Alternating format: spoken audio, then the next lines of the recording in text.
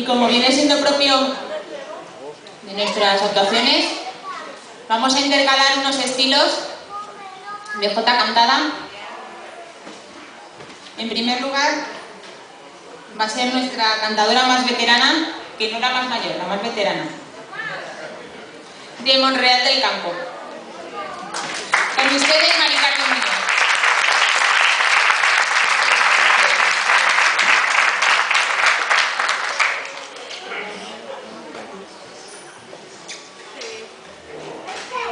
Hoy cantaremos desde aquí porque hay problema para sacar el micro ahí fuera. Así que para todos ustedes, no tengo nada en contra de los hombres, pero esta jota se la voy a dedicar a todas las mujeres.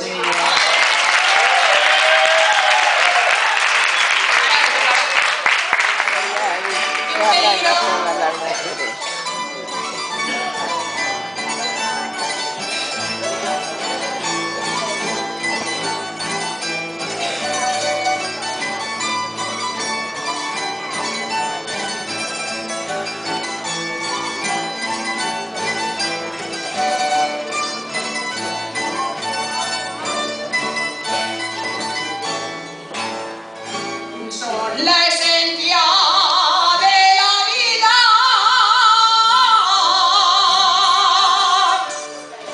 las mujeres y las flores,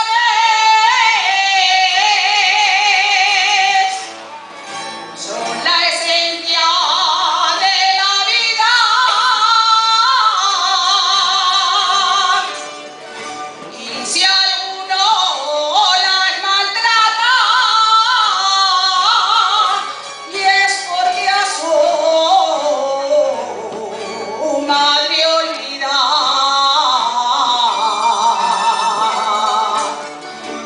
y es porque a su madre olvida,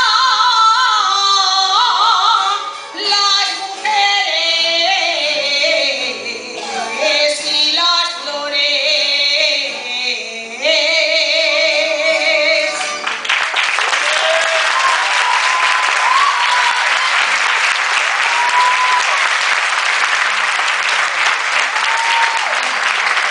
Ahí queda eso. Y ahora voy a hacer, me autopresento, para los que no me conocen.